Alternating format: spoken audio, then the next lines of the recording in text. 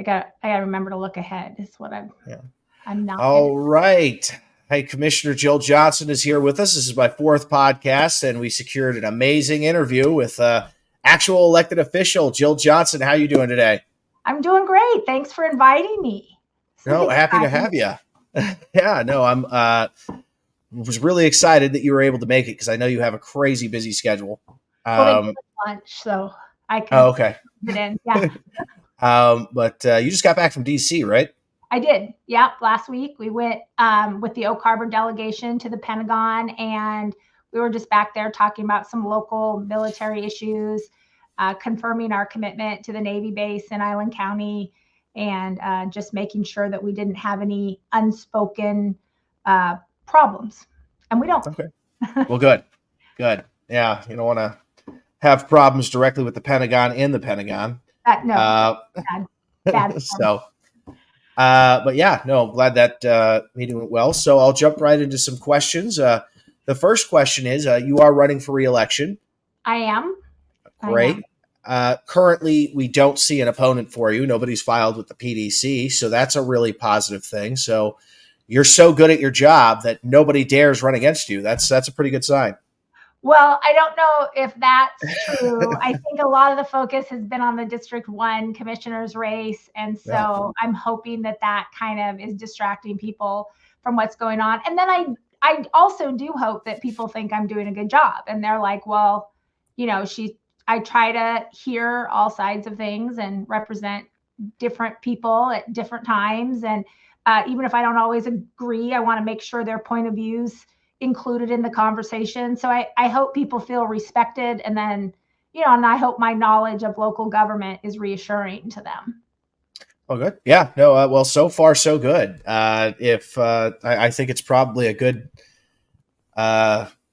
thing that nobody wants to run against you. There are people running against Melanie Bacon. So far, three in District 1, and one of them is a fellow Democrat. So do you have any insight as to why that is? Why are they running against their own incumbent?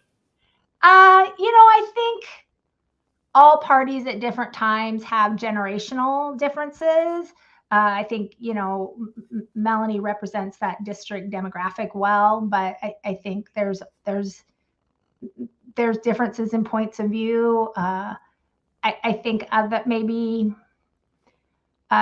the younger one is more tied in. I shouldn't say age. Is more tied into the Democrat establishment. Maybe I'm really not totally sure what they're not getting from Melanie on the Democratic side. Her policies and issues are very aligned with the party. So I really am kind of unclear about what it is they're looking for that they're not getting, especially when this is a job that requires a fair amount of a hands-on experience. And so I don't know. I mean, believe it or not, the Democrats don't consult me with their strategy. Me either. I was hoping maybe you heard Melanie lamenting one time and caught a scoop, but no, it's always hurtful when your party runs somebody against you, right? Because you are doing the best job within the structure you have to represent your party's points of view. And so I'm sure she's hurt by it, but she's just doing her thing. So, So I think her Democratic opponent, Maria Shimada, I think is her name. Yeah. And if I'm butchering that last name, Maria, please forgive me. That's not on purpose. I think it's Shimada. Yeah. Right. Okay. So, but yeah, she has raised a ton of money. I have been very impressed. I'm big on fundraising, and I have been very impressed with how much money she's brought into her campaign early out of the gate. Well, she was Helen Price Johnson's campaign manager when Helen ran for Senate. And so she's very tied into that kind of donor base and establishment and has some infrastructure support from Helen. And so I don't know that it's that surprising. She's also, she's a go-getter. So good for her.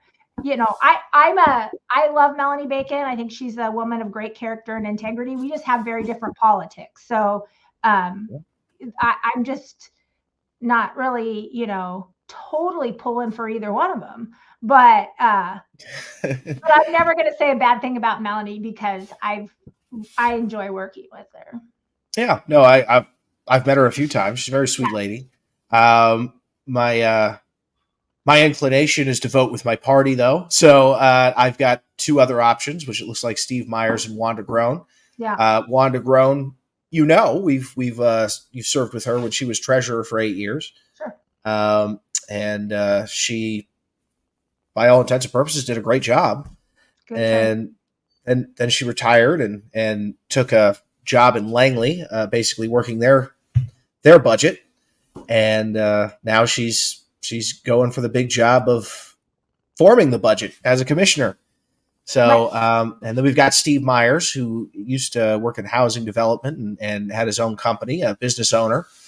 And I think we've got an interesting group. We don't have any crazies or any losers running. It's going to be an interesting race this time. I think it's really good when you have diverse community members with different skill sets, right? From regardless of which side of the aisle. I mean, I of course like to have two votes more aligned with how I think, but regardless, I like the community to have the elected officials that represent them the best. And that's what matters to me. So, and well, I'm happy to say for District 1, you've got 4 real choices. Yeah. I would want you to look at 2 over here, but it is District 1, so I'm probably going to be disappointed. But you might get one of the 2, right? Yeah, you for sure won't get 2. I think you talked about that on one of your earlier podcasts. Yes, thank you. One thing that I heard. You're not incorrect on that. Yeah, no, one thing. So, I'm a member of the Island County Republican Party, and we've got people there who are great. They are fantastic, volunteers, and they're excited. Sometimes they get carried away thinking, oh, we've got 2 Republicans. Maybe we can get 2 Republicans on the ballot. And I'm like, guys, that's never going to happen in District 1. Right. You can see that in District 2. We did once. Right. District 3, probably not, but maybe in a weird world. And District 1, that's never going to happen. You're either going to have 2 Democrats or 1 Republican, 1 Democrat. That's right. So I think in the last election, the average was about 68% for Democrats in District 1. When you take all of the 2022 elections, it's pretty strong. Yeah. Yeah. And then Langley itself, the city of Langley, was closer to 72. Well, now don't badmouth my voters. I got 8 votes out of that city, so I don't know how many. So I ran for treasurer once. I got some votes out of there. I think I got at least 20. Oh, wow. Yeah, no, but it's a beautiful city. It is. I mean, they're again, great people, different politics. But we did see with Damian Green 4 years ago. He managed to get through, and we had a very, very close race. So it is very possible that we can get a Republican through as long as they, make themselves known to the people. And what's different about Island County, at least from where I used to live, 20 years ago, I was in Virginia. But in Island County for District 1, only District 1 people get to vote in that primary. Oh, well, I'd love that. Yeah. But so in District 1, only District 1 people get to vote in the primary, and then in the general, all of Island County gets to vote. Although I would say, I know this isn't what we're here to talk about, but I'll talk about anything. Sure. I would say that I actually like having to be elected by the entire county, right? Because what I think is that you bring your district perspective to the table, right? Like I bring an Oak Harbor perspective, a more conservative perspective, a military community perspective to the table of these conversations. But ultimately, I serve the citizens of Island County. So my perspective informs me, but my service is to the entire citizenry, not just to a specific district citizenry, because you're accountable to the whole district because of the way we elect.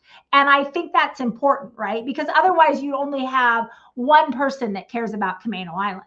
Well, we all care about Camano Island equally. We're all fighting for Camano equally. Commissioner St. Clair has a lived experience on Camano Island that I don't have, but she doesn't care about it more than I care about it, because we all have to care about it.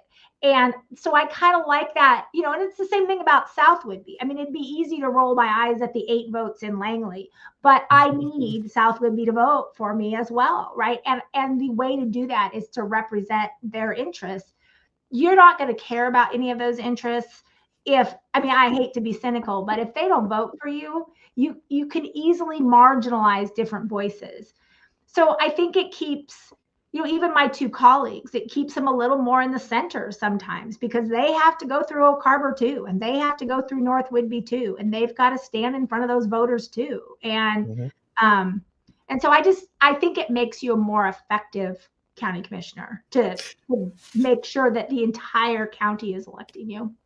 Yeah, no, and that is important, especially for Camano Island, which you mentioned, because we don't have a local government. We are entirely dependent on the commissioners to decide just about everything for us. Right. So, yeah, no, Camano Island definitely is happy to have a say in each of these votes. But to let the viewers know who think that all of Island County might get to vote in the primary, you don't. If you are in District 2 or 3, you're going to sit that primary out. You can have an effect. You can donate to your favorite candidate. You can volunteer for your favorite candidate. You can door knock, but you don't get to vote. That's right. Until the general. That's right. And then in the general, everybody votes. Who live honestly on the opposite side of the street as my district. My district is to the south side of the road, and they live on the north side of the road. Those 2 votes have to wait till the general election. I don't have a guaranteed 2 going in. Well, I mean, you got you and your husband, right? So that's 2. Well, I have me. My husband on most days, depending on how nice I am to him. Right. Well, I think you are in good shape. Honestly, if I was anyone running for re-election right now, I'd want to be you, because even if an opponent jumps in today, that's a little late. It's a little late to get started. Because it takes 2 months to get built up, right, to start your machine. Well, and I think also just issue knowledge base, right? Again, there's kind of I've heard this lots of times where it's like, well, we want to start out at the local level. We'll get somebody's feet wet. We'll run them as county commissioner. And I'm like, this is an actually pretty technical administrative job. And so even to just get familiar with the issues and be able to talk about the budget and to understand the nuances, it's hard to get that breadth of experience. It doesn't mean somebody can't. It's just hard to catch up on all those issues. Yeah. And yeah, it's not like the legislature where, they'll kind of hold your hand the first 2 years. When you become a commissioner, it is an administrative job. Right. You are basically one of 3 CEOs of an entire county, and you've got to understand how the budget works, what your role is, what the treasurer's role is, what the auditor's role is, what you can and cannot do. I find that many people, I've talked to some people who are interested in running for commissioner and never did,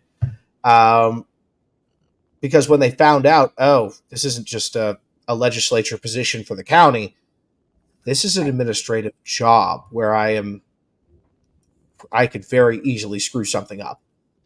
Well, they do obviously idiot-proof it for us, I've made it, but I would say that, it's a full-time job. I think people don't always realize that it's a full-time job. I'm signing something every day as the chair, right? That it's operational, it's budget, it's HR, we have 480 employees. You kind of got to know a little bit about that. And then there's policy on top of that. But you've got to run functional government. The legislature dreams up ideas, bless their hearts, and at the local level, then we figure out how to implement. And so if you're not an implementer, if you're just kind of a dreamer, this is not the right elected job for you. There are jobs for people with, grand visions who want to change the world. This is for people who want to change the world very pragmatically, right? How do we Right. get from here to here? How do we get this program implemented and on the ground out into the community in a financially stable way? That's Yeah. what non-sexy government, really. Right. And with the legislature, often people will come up with these great visions, and then the Ways and Means Committee will tell them there's no way to do this. Right. You guys are your own Ways and Means Committee. You don't just figure out what you're doing; you figure out how you're going to implement it. So that's a lot. That's a lot. So, but you're doing a fantastic job.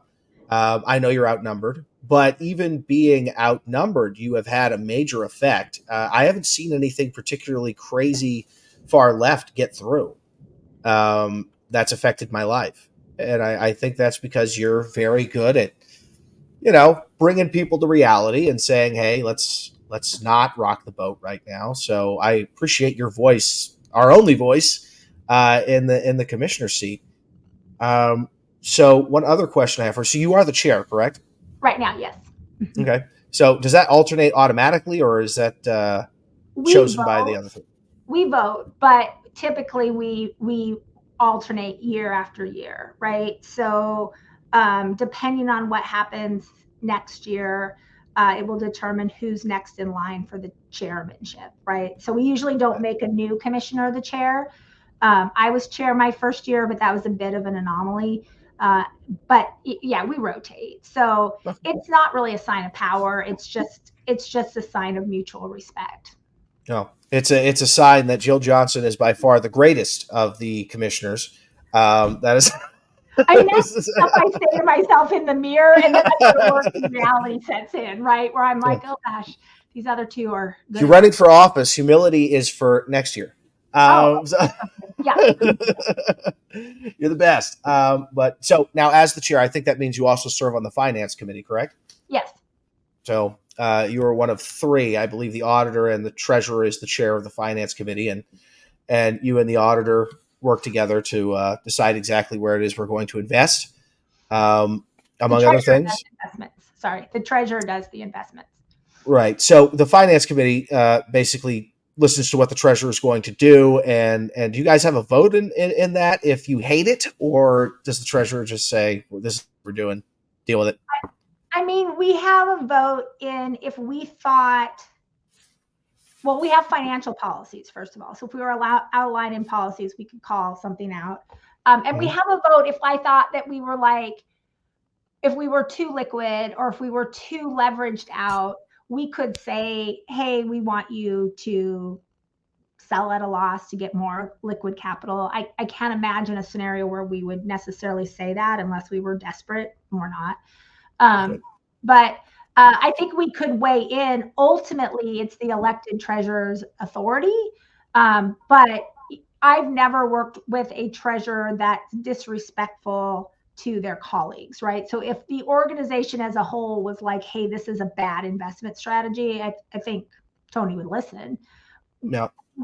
Investments are hard. Wanda put us in a lot of really good investments that were longer term, and then interest rates changed, right? So now Tony's like, well, as those, as we come out of those funds, we'll invest in like shorter term ones where we maybe can get a higher rate right now. Because even if you invest in longer terms, if Wanda's listening, she's going to be so proud because she taught me this. If we invest in longer term investments at higher interest rates, if the interest rates go down, those companies just call those bonds, and then we're not guaranteed that high rate for the duration. So, as rates change, our investment strategy adapts, but it's government, right? So we don't adapt as quickly as like a private person might. We've got a lot of money, lots of places with long-term strategies. Okay. And, we kind of have a checks and balances in our government, though, with the finance committee, if God forbid anything should go wrong. But generally, from my understanding, you guys will go with what the treasurer says. Yeah. And then I think the auditor serves also as the secretary of the finance committee. She does. Yeah. See, I've got you. So now I'm trying to educate people on all the inner things of Island County, so that way they can see how it works. And there is a lot to learn, by the way, in each one of those offices. There's just a great deal of information to be absorbed that many people don't understand. I think when people look at the treasurer, they think, oh, they take the money for Island County and account for it. Yeah. They see the auditor, they think just elections.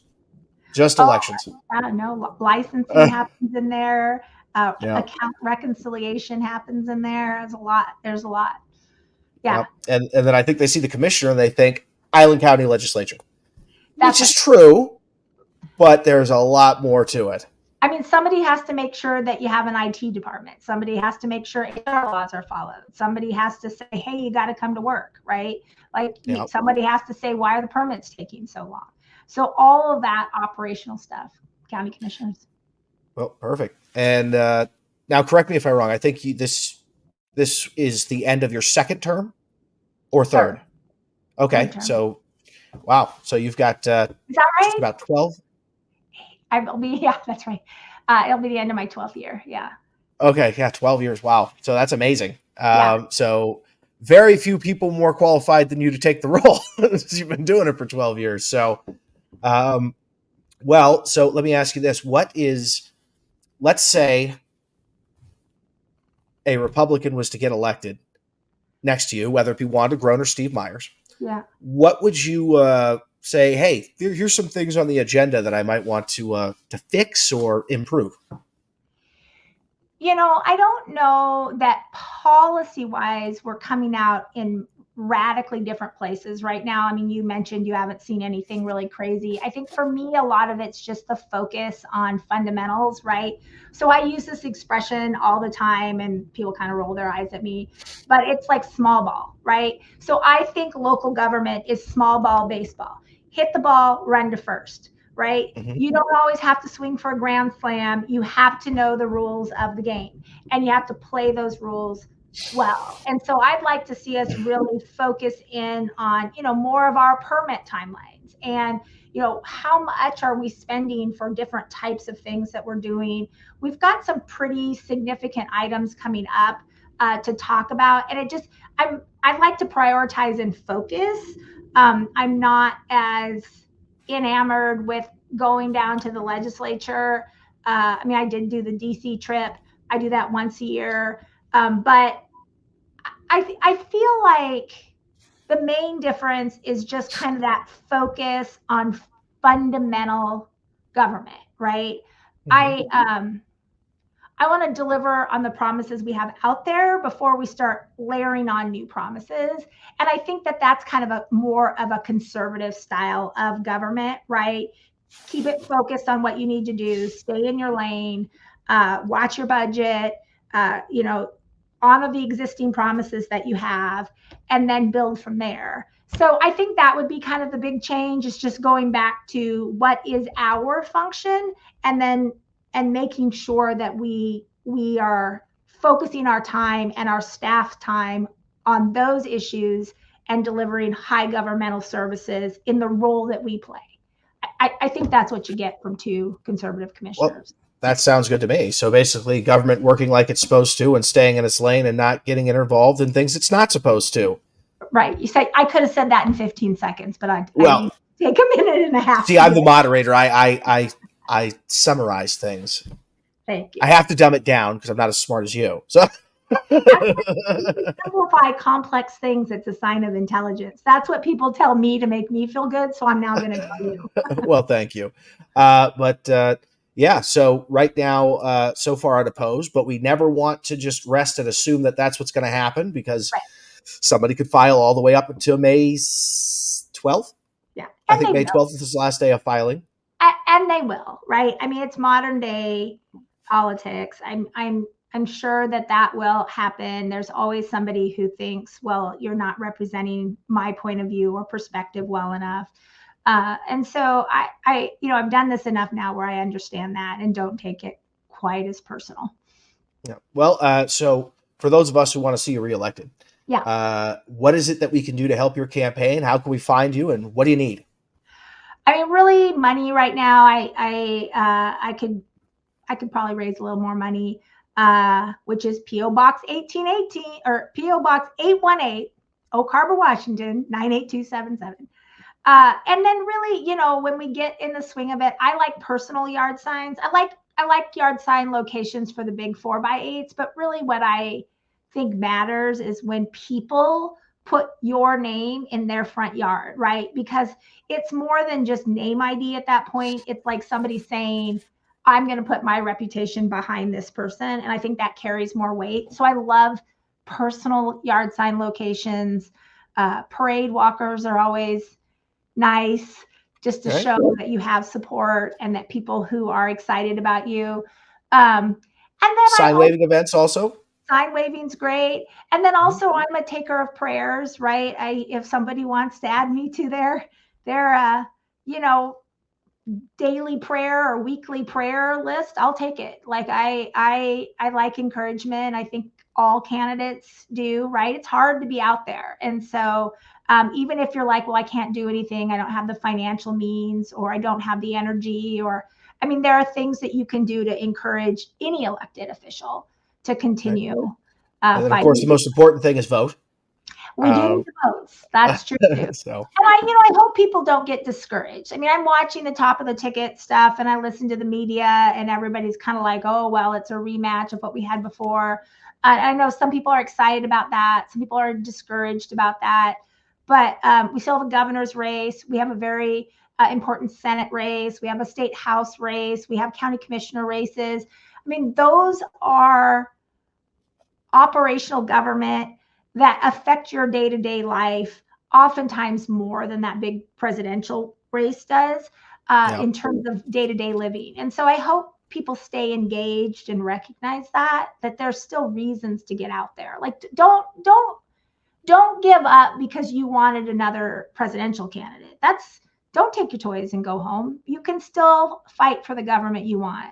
You just fight at different levels, right? So there's no reason. And I'd say that to Democrats too, who are like, Joe's too old, right? Well, yeah, he's too old. He absolutely is. Yeah. But there's a lot of government to fight for outside of that, right? So I think for folks who are just like, especially in Washington, it's easy for Republicans to be like, oh, my vote doesn't matter because of the Electoral College. No, it really does. So don't sit it out because you think, well, our votes are going to go to the Democratic presidential candidate anyway. Who cares? The governor cares. Your state senator cares. Your state reps care. Your county commissioner cares, right? Yeah. So I hope people don't get discouraged. Yeah, no, absolutely. And people do not get discouraged no matter what you think about how the election is or, how you feel Washington State is going to go at the top of the ticket. There are a lot of wins we can have at the bottom of the ticket. Because I'll be honest with you, because I'm not going to lie to you here. I don't think Donald Trump's going to win Washington State unless something we could not ever imagine happens. Right. It'd have to be something so major that Seattle's like, okay, fine. Candidate. I just don't see it coming. Yeah. And I don't think he's counting on Washington State. That's not one of the battlegrounds that he's working on. Right. So don't get discouraged, though, because there are many candidates that Washington State will hear from, because I'll tell you, Bob Ferguson is not the most popular guy, even in his own party. I have to say I am not. I tend to want conservative candidates majority of the time. But I am really not excited about him. He's been very bad for the Navy. He is not good for our district or our economy. I'm concerned about him, actually. He's also, and I don't think anyone who's being intellectually honest can deny this, he's turned the office of Attorney General into a political pulpit. Oh, absolutely. Which is one of the two offices, well, three, that absolutely should not be political, and that's going to be your Attorney General, your Secretary of State, and your Treasurer. Those should be, this is the law. This is how we enforce the law. But now he's used it as a political pulpit to attack political enemies, to attack companies that don't donate to him. He's kind of vicious. So yeah, I'm not particularly excited about him either. Yeah, I'm not either. So I think we have some good candidates, and I'm hoping that even if people are like, well, this candidate's not 100% aligned with me, even Democrats, I'm talking to Democrats right now too, those agencies, they are far too empowered. People you haven't elected are regulating you on a daily basis. We gotta stop that, and the only way to stop that is to really have a mix up at the top, a party change, even if it threw the state into chaos for 4 years, would actually be healthy for us. Single party rule is not a healthy way to run your government, and so I think it's important to get balance back in there. And it's also important to get accountability to the people you elect, not to people who work behind desks that have job security, right? Right. You cannot empower them too much. Not that they're bad people, they're just not accountable to the same things citizens are in the same way. Well, exactly. Yeah. No, having absolutely no accountability and power is always a bad mix. I don't care who you are. Right. So, all right. Well, speaking of local elections, though, real quick, we've got Ron Mazzal running for re-election, and I'm happy to say he is doing fantastic. Yeah. His fundraising is off the charts. Yeah. That's the one thing people are telling me. Like, how does he raise so much money? I'm like, I don't know. Ask Ron. Arm wrestles you out of it, right? Yeah. But I think that shows that, he's got a lot of support after his 4 years. So here's hoping that he can stay in. I think he will. I think he's very popular, and I don't think he's done anything that's going to scare people away. So, I think you raise a lot of money when you're authentically the type of representative people want, right? And I think what people are enjoying about Senator Mazzal is he's just a straight shooter. He's told me no on some things that I'm like, look, I really, really want this. And he's like, you're not getting it, right? That's not a pleasant conversation to have with me, but he's honest about it. And he just hits these issues straight on. And he'll be like, you could take this tactic or try this. But I just appreciate the integrity that he approaches things with. And I think that that's what people are reacting to, right? Is he listens to you. He responds to you, even if it's not what you want to hear. And I just think that's a respectable way to lead. Yeah, no, he's a very genuine person. Yeah. And one thing that I appreciate about him is he doesn't just tell you no. He'll educate you on why the answer is no. Right. And sometimes I'll walk away saying, I didn't know that. Thank you, Ron. You're right. And then sometimes I'll be like, hey, you're still wrong, but it's your fault. But he's a very honest man. And that is something that I appreciate in a politician. And he's a very, very good guy, genuine guy. And I have a great deal of respect for him. So I know that you're on a time crunch because you got to get back to work, and I don't want to take up your whole lunch. But thank you so much for coming in. And you don't have a website up yet, but as soon as you do, I will put it up and make sure people know. But Jill Johnson, Commissioner District 2, thank you so much for coming on.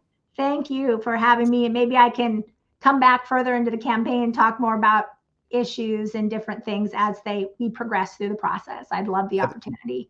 That'd be great. And if you're unopposed after May, you can say whatever you want. The sad thing about me is I'd say whatever I want with a opponent or not. I know. I don't you have would. A lot of verbal restraint. All righty. Well, thank you so much. Thank you, Richard. I really appreciate it. All righty. Bye.